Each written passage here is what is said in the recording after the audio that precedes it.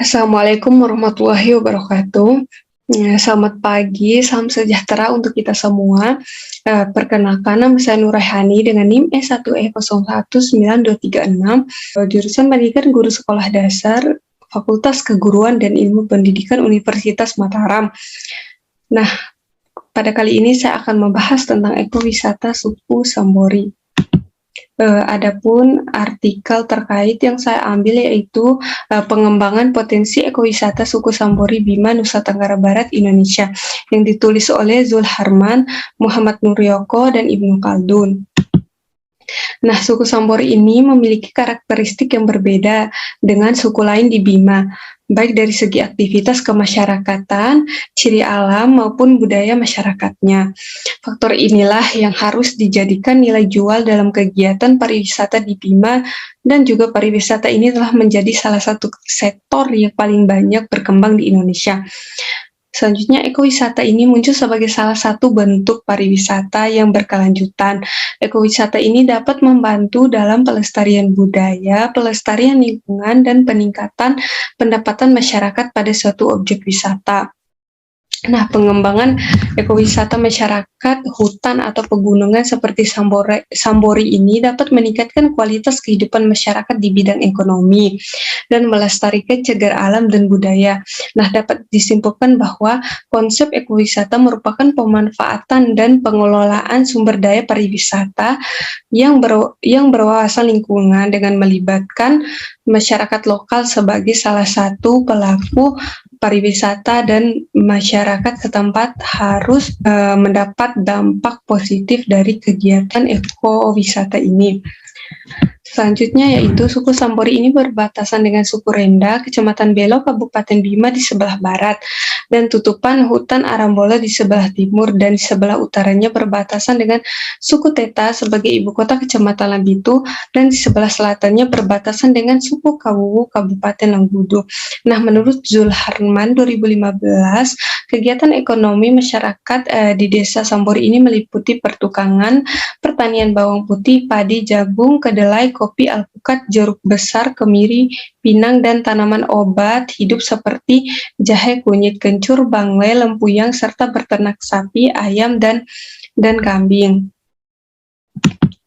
Nah, selanjutnya yaitu potensi tanaman toga yang terdapat di desa Sambori. Nah, suku Sambori ini berada pada ketinggian 500-800 mdpl.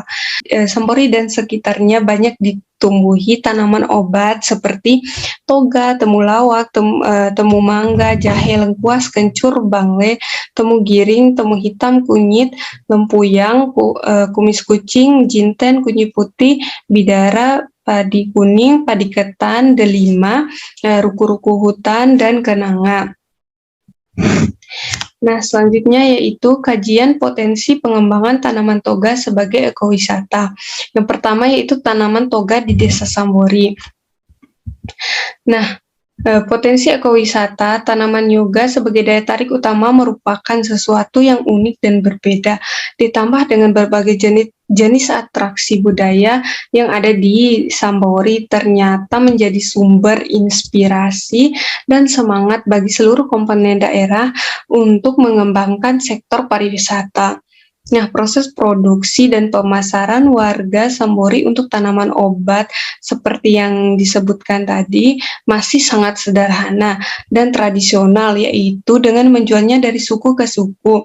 Selain digunakan untuk kebutuhan pribadi, potensi tanaman toga juga di suku Sambori ini memiliki keunikan dan ciri khas tersendiri sehingga menarik untuk berkunjung karena setiap pekarangan rumah memiliki tanaman toga yang menarik untuk dilihat pengunjung. Nah, yang kedua yaitu potensi flora. Nah, suku Sambori ini memiliki 38 jenis tumbuhan selain tumbuhan toga. Jumlah tumbuhan tersebut termasuk dalam kategori keanekaragaman sangat baik sebagai potensi daya tarik, daya dukung ekowisata. Nah, di suku Sambori ini tanaman juga dimanfaatkan untuk bahan kerajinan tangan yang sudah ada sejak zaman nenek moyang mereka. Nah, biasanya kerajinan tangan ini terbuat dari daun kelapa dan daun pandan. Selanjutnya yaitu yang ketiga potensi fauna. Nah, bisa dilihat di tabel ini jenis-jenis fauna yang ada di Desa Sambori. Yang pertama yaitu sapi, habitatnya di kandang dan bukit. Yang kedua kambing, habitatnya di kandang dan di ladang. Yang ketiga yaitu ayam, habitatnya di kandang. Yang keempat yaitu monyet, habitatnya di kawasan hutan. Yang kelima yaitu kerbau, habitatnya di kandang dan di bukit. Yang keenam yaitu burung, habitatnya di kawasan hutan. Nah, selanjutnya yang keempat yaitu atraksi potensi flora dan fauna. Nah, tercatat jumlah tumbuhan sebanyak 38 tumbuhan selain tumbuhan toga.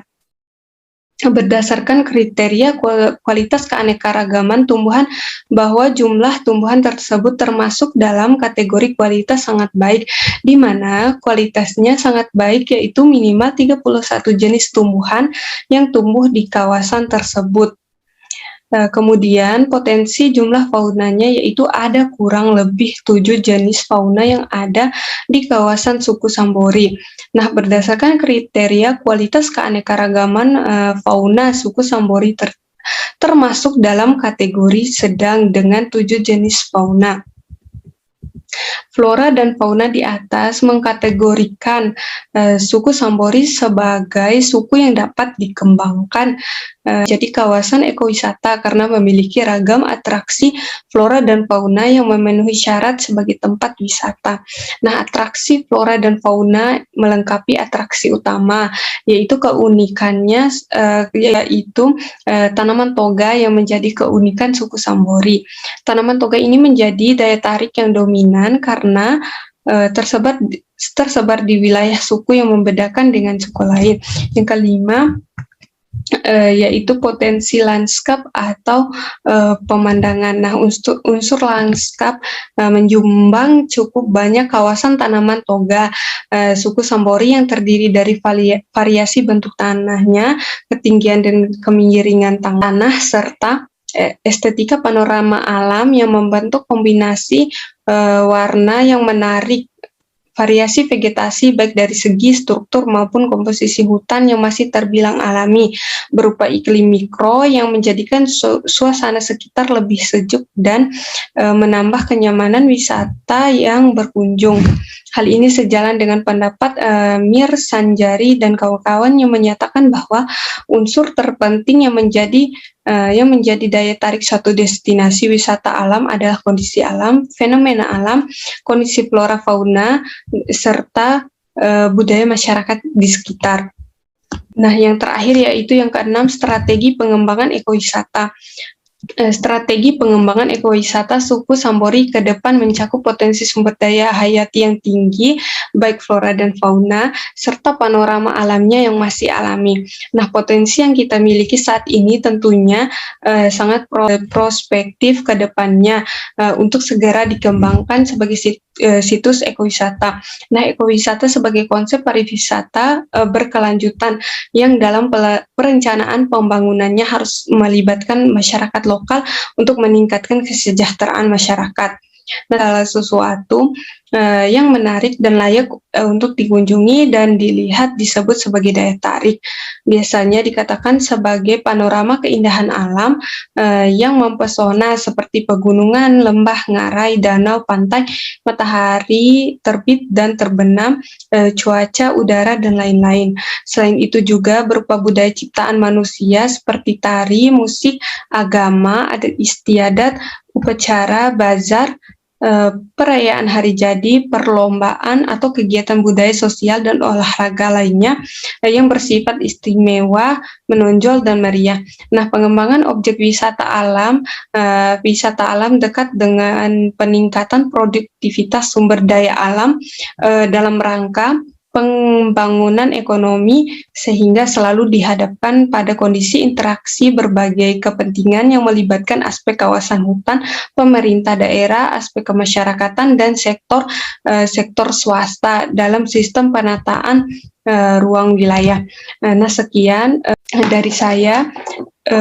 Terima kasih dan Assalamualaikum warahmatullahi wabarakatuh.